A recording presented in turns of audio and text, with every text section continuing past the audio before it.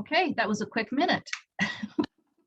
It's 11 o'clock. We're on the hour, and so we would like to go ahead and get started. I know we have a lot of participants who are here for the information regarding the Affordable Connectivity Program. I'm really excited. The emergency broadband benefit was launched, was it just last year? Is it 2 years ago? Oh, year and a half? It's been a little while now. Participation for the state of Utah was fair. You know, it wasn't completely in the gutter. We had a lot of those that were able to take advantage of this program. We felt like that now that there's been a change with the program to the Affordable Connectivity Program, that there's enough, again, to be able to share this and get the word out to providers as well as individuals and organizations. We also have the benefit of not having to hear from me and try to give an explanation completely about this, but we've invited Rebecca Lockhart. She's the outreach specialist of the Consumer and Governmental Affairs Bureau of the FCC. So Rebecca, we will just turn the time over to you. After you're done, I'm just going to take a couple of minutes and follow up and share some things that we are doing here at the state a little bit, but we'll give it to you. Well, thank you, Rebecca, and thank you for reaching out to have me join your meeting today to talk about what is now called the Affordable Connectivity Program. As you said, it was previously the Emergency Broadband Benefit, which was a temporary program that was in response to the pandemic. So Congress voted to make it a permanent program, which is great news for everyone who's able to take advantage of this program. So I will go ahead and share my screen now. I hope everyone can see that. So the Affordable Connectivity Program, I'll talk about what the benefit is, who is eligible, and how households can apply. And just a little more details on the agenda. I'll go over an overview, the eligibility, the process you need to take to enroll, go over a few consumer protections, and some of the information that you need when you're moving from EBB to ACP. Those are the acronyms that I'll be using instead of trying to say all those words so many times. And also, you can become an outreach partner and help spread this word through your communities, which I know a lot of you are probably will look to you all to do that, because we depend heavily on our partners to get the word out, especially in your local areas. And so what is the benefit? The Affordable Connectivity Program, it's now a permanent program put in place to help with subsidized broadband service. And some participating providers also offer up to $100 off a device, but it's a monthly discount of up to $30 per month for broadband service. And those who live on a tribal land will receive up to $75 per month. So how are you eligible? Oops, didn't mean to go forward there. A household is eligible if you meet any one of these criteria. And that is if you have an income level at or below 200% of the federal poverty guidelines, you participate in a number of other benefit programs, or you're eligible for these, even if you're not receiving these benefits. If you know you're eligible for certain benefits such as SNAP, Medicaid, federal public housing, SSI, WIC, or Lifeline. If you're enrolled or eligible for any of those programs, then you're eligible for ACP as well. There's also a number of tribal specific programs. If you're eligible for those, then you're eligible. If you received a federal if you received a Pell Grant in the current award year, or if a child in your home receives benefits under the free or reduced school lunch program in your school district. Some providers already have some low income programs in place as well. So if you're participating in one of those programs or you're eligible for those, you would also be eligible to receive benefits from the ACP. So 2 steps to enroll. I want to just stress that no matter how you end up finding out your eligibility for the program, you need to contact your provider. That's the last step. Whether you go through the ACP website, which I'll go over a little more in depth, there's kind of a 2-step process you need to take. So first, you can go online to acpbenefit.org, and you can go through the whole online process on that website, or you can print out an application there and fill it out and mail it in. And once you receive your eligibility notification that you are qualified to receive this benefit, then you would contact your provider to enroll in the program itself, and then you'll see the benefit credited to your bill. It's not something that you would receive in the mail, like a check or a card with money on it. It would be a credit directly onto your bill. Now, some providers have an application that you may need to fill out in addition to what you filled out online, or you may just go through your provider for the whole process. Some of them are able to fill out the whole thing for you and get you signed up that way. But whatever route you take, if you want to do it yourself, either way, you're going to have to work with your provider, and your provider will be the one that will be able to help you choose a plan, make sure that you have the best plan that works for you, and then sign you up to receive that discount. So I mentioned that there's some protections in place for consumers, and that first, like I said, you're able to choose the plan that best meets your needs. So they're not, the provider is not allowed to tell you, you have to sign up for this plan in order to receive the benefit. They can recommend things to you, but they can't require that you have a certain plan in order to get this discount. Consumers can sign up for broadband service and the ACP no matter what their credit status is. And that includes if you have a prior debt with the company. They can't block you from signing up for this program and receiving the benefit off your bill. And we like to tell consumers that it reduces the potential for bill shock. So bill shock is a term that we use when you receive a monthly bill and it's way higher than what you expected. It's not like your normal bills. Receiving this benefit should actually lower your bill. So if you see anything on your bill where it increases or looks a lot different from what you were expecting, you'd want to contact your provider. And then if they're not able to help you out, us at the FCC, we have a complaint system that will allow us to serve your provider if they're not following all of these things, because they are, important consumer protections that are part of the program.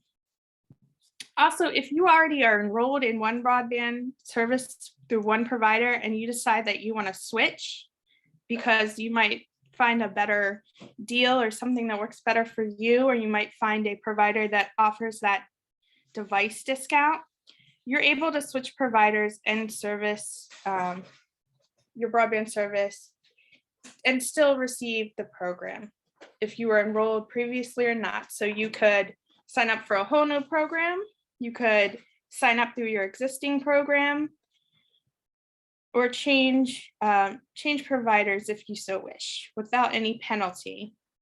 It might take a while for your new benefits to kick in because that's up to the provider when they start crediting your bill, but you do have those options. So there is a little bit of a transition period. We're almost to the end of it since we're halfway through February somehow already, but everyone who was enrolled in EBB as of December 31st, 2021 would automatically receive their continuous EBB benefits through March 1st. And this slide has a lot of kind of confusing information. So after March 1st, during the transition, there's a number of things that you as a consumer would need to have done to continue to stay enrolled to receive the ACP benefit. And some examples of those are you would have to pay a monthly bill after the EBB has been applied, that last benefit.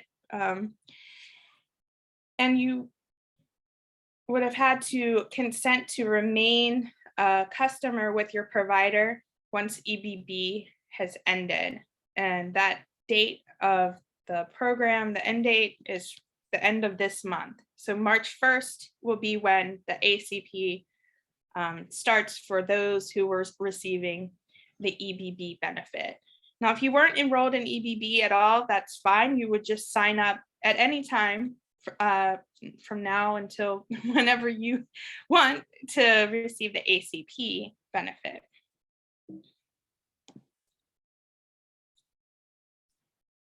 So everyone who may not have taken those steps listed before, you may need to contact your service provider, and it doesn't hurt even if you have taken those steps, just to talk to your provider and just to make sure you're still going to be enrolled to receiving ACP benefits. Because there were a number of change with the transition to the new program. A couple of the eligibility requirements that were available for EBB are not a part of the ACP program. And that is because EBB was specific to the COVID pandemic. So one of the qualifications for that was you lost your job because of the pandemic, or you may be in a situation, financial stress due specifically to the pandemic. And since this is a more permanent program, those eligibility requirements no longer apply, but there are very similar requirements, and you just may need to speak with your provider to make sure you're still have given all the information and proof that you need to show that you're eligible for ACP and to receive that monthly benefit.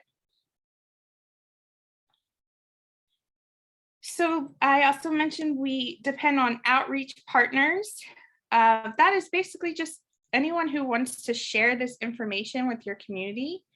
We have a whole, what we call online toolkit that allows people to share this information. It's all free to use. You can link to it on your website. You can request speakers if you want another speaker to come in and talk at an event.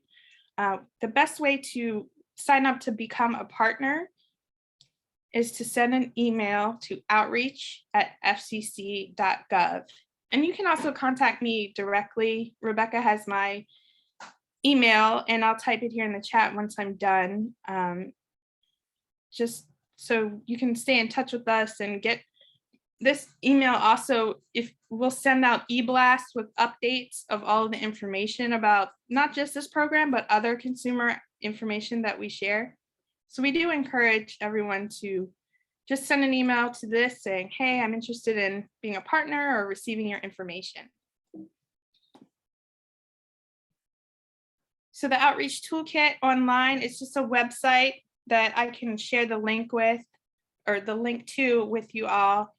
So you can see it has social media images, posts, text that you can copy and paste. There's printables that you can download. And if you want to have them actually printed out and mailed to you, that is something that we do offer. You can put in a print request through us, and we'll send you out a stack of flyers if you want to share them with your community. Now that we're finally able to get back out there and do in-person events, that is something that we are able to share with you all. There's a number of videos, including a video in American Sign Language that is just an overview of the program. So there's a number of important links here. The FCC main page with information is fcc.gov/ACP. On that page, you'll find links to a fact sheet, frequently asked questions about the program, as well as that outreach toolkit that I mentioned with all of the social media downloads and printables. There's the main application webpage, again, is acpbenefit.org. I don't think I said it verbally, but it was on one of the slides. So that is where you go to apply. That is where all your application status information is going to be. You can print out the information. The benefit program itself, the application is reviewed by another agency called USAC. So they're the ones that you would contact to answer any questions about your application status. They also have translators. The application itself is only available in English and Spanish, but they have translators that are able to help anyone who may speak another language, as well as anyone who may have a disability and needs assistance with filling out the application or any questions. And we have a main contact at the FCC if you run into any issues or questions, and that is acpinfo@fcc.gov. So that is a quick overview of the program. I know it's a lot to take in, but I'm happy to answer any questions, and I can leave this page up with all the links if anyone needs to jot these down. Okay, Rebecca, we did have a couple of questions that came in the chat. And I have some questions too. So the question is, do we have any demographics of how many and who in the state of Utah have been utilizing this program so far? I did share with everyone the emergency broadband benefit enrollment. That's the only one I'm aware of. Is there one since that one that identifies how many have enrolled? Maybe there's another website that's better. So I think that there is a new track, or I guess they call it a tracker. USAC they did it for EBB, where you could track how much money and people had signed up per state, and even by zip code, I believe. So I will have to look up that link and I'll send it to you. Will you be able to share it with everyone after this, Rebecca? Or Layla? Yeah, we can send it out, Layla, can't we, to everybody that has signed up for the meeting, just as a follow-up with a copy of the recording. So I will need to double check that I got everybody's emails who signed up via Eventbrite, but we can certainly email those out. If we don't, put it in the chat now. Yes, please. Okay, I'm just searching really quickly, but see if I can find it.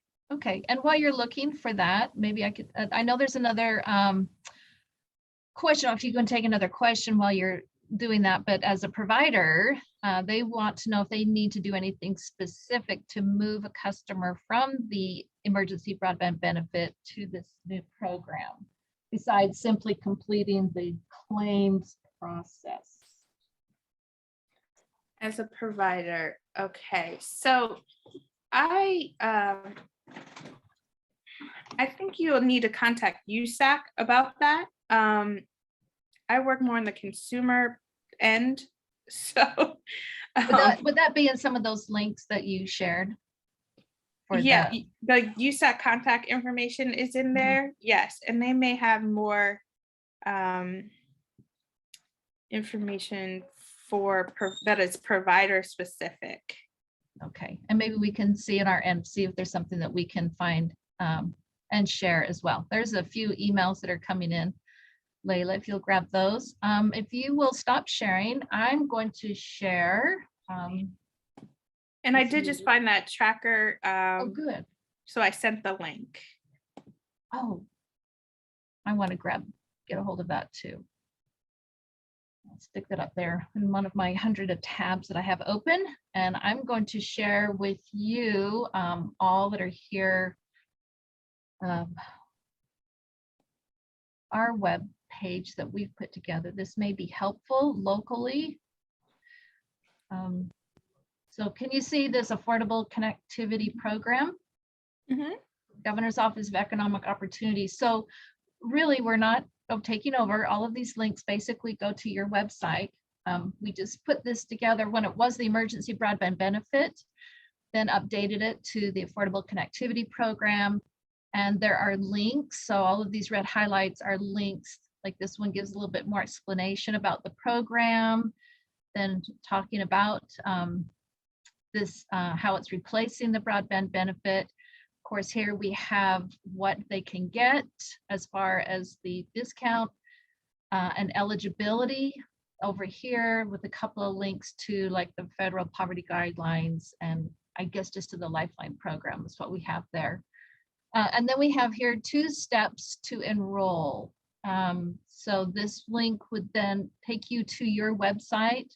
And I don't know, does that show up now? That takes you to their website and gives the basically the same information, including the enrollment. But we have here also under check provider participation in Utah. So this link also goes to a nice list that they have, and we've got it linked directly to Oh, Utah. that's perfect. That's perfect. So right here, you can see the providers. Well, then you're thinking, well, who's my provider?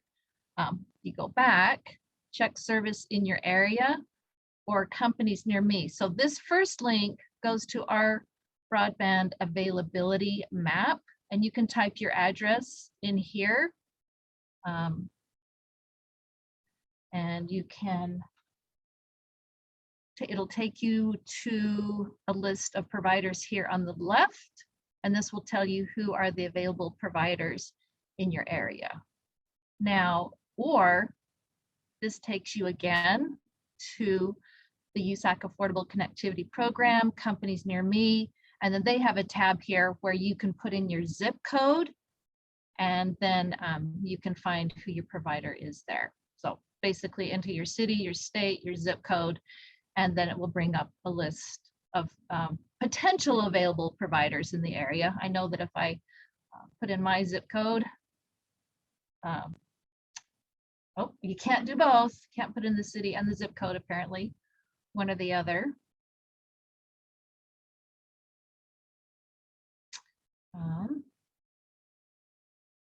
So this shows a lot of providers potentially in the area, which I know I don't get all of these. But it might give you a starting point. So I would say check the service in your area with the map. I think that's a useful tool that we've added there. And then we have included that toolkit of flyers and materials that you mentioned. So down here at the bottom, we have a link to all of those as well that will take you directly. So you're not having to go through all the pages at the FCC. We've just kind of put it all in one place. We've tried to do that and frequently asked questions. That is great. I love this. Thank you for sharing this. I love that you link directly to Utah. Mhm. And I did find that USAC link that is provider specific. So I believe it was Brian who asked what providers you need to do. I would go to that link and they tell you just the steps you need to become a provider. So I'm sure there's information on there that answers your question as to what steps you would need to take. And then we have another question. I have another question.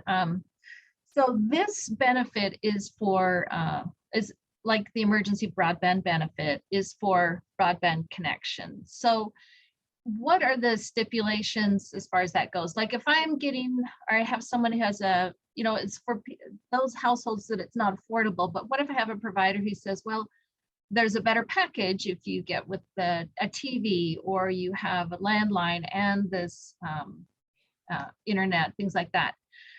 Is that okay? Is it just for the internet? Can it be a cell phone? Can it be, or is it be a hardwire connection? So the benefit itself will only be applied for the portion of your bill that is broadband service. So if you have a provider and, you know, they might give you a deal, like you said, like I have my phone, internet, cable, all through one provider. The benefit itself will only be applied to broadband service and equipment for the broadband service, maybe your modem or whatever. And you can use it for Wi-Fi. So if you don't have a computer, if you're using your cell phone solely to connect to broadband or Wi-Fi, you can use it for a wireless provider as well. It just wouldn't cover any voice call services, telephone services. It wouldn't cover that part of your bill. But if all that is on your bill, that's not a problem if it's all coming in a package deal, so to speak, or even if it's separated out. It's just for your broadband service only. Okay, thank you for that. And then also on there, you did mention about devices. So on that list of providers, there will be a column, right, that says, yes, they are participating in that. So not all providers are participating in the discounted device, correct? Correct. Yes, you have to be careful and even double check with your provider based off that list. Unfortunately, it's not everyone is participating in that part, but those that are, you would need to purchase the device through your provider as well. So you couldn't just go to Best Buy or whatever store is near you and buy a device and then ask for a discount back. It would have to be a device that your provider is offering. You purchase it through them. You might need to put a little bit towards the purchase price as well. And then they would apply that discount for you. So thank you for asking that, because, not everyone, it wasn't a requirement to participate in that part of the program for providers. So not every provider is making that offer for their customers. Okay. And I just about forgot to put the link in that for this webpage that we've created, and that will take you directly to those resources. But that's in there now. That's the link to get to the Affordable Connectivity Program specific to our office, the Governor's Office of Economic Opportunity for the state of Utah. And we appreciate all the agencies that have attended this meeting. It's certainly essential that we don't work directly with consumers as many of you do, whether it's in the school system or workforce services or whatever it may be. And so it's through your organizations that we're able to help these individuals. Like if they need help actually filling out the applications and things like that. And please share this information. On this affordable connectivity page, we will add a link to this webinar so that you can refer to it in the future, and feel free to share it. Do we have any other questions, or is there anything else Rebecca can?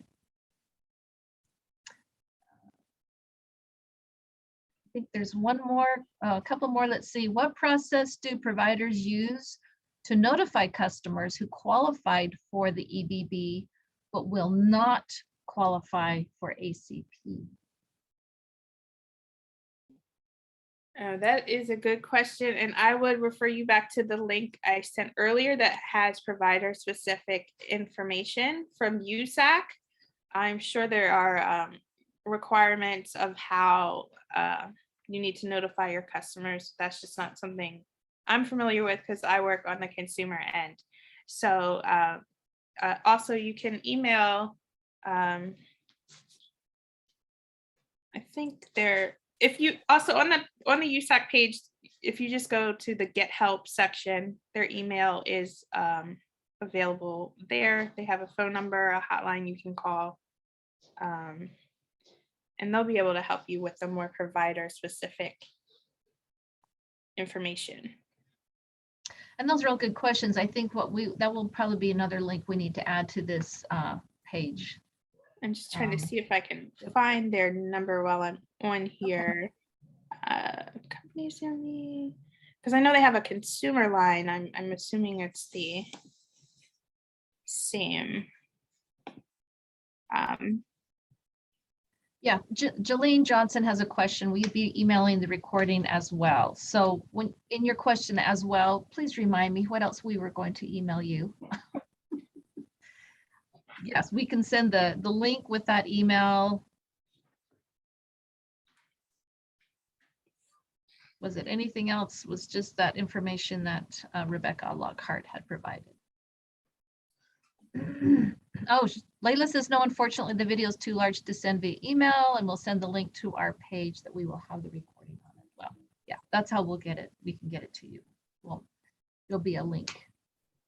Okay, I'm just going to type our FCC demographics. email and my email. If anyone has any issues or wants any of the information sent to you from my end, I'm happy to share.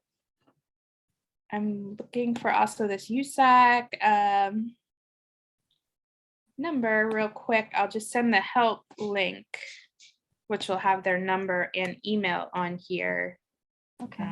Or if you want to email that to me, then when we can email this out, we will send the link to the demographics of those that have signed up, link to the recording, and the link for the USAC. Okay. Great. Sound good? Does that take care of everything? And then otherwise, those things also are good things. We will add those to this webpage. Hopefully, maybe before the end of the week. We've got a busy team here. We're not the only customers here at our office, so we'll get this on as soon as we can. And unless there's any further questions, there's another email. Make sure Layla's capturing all of those, and thank you all for joining us. Thanks, Rebecca. Yeah, thanks again for having me and all your work to share this information. We really appreciate it.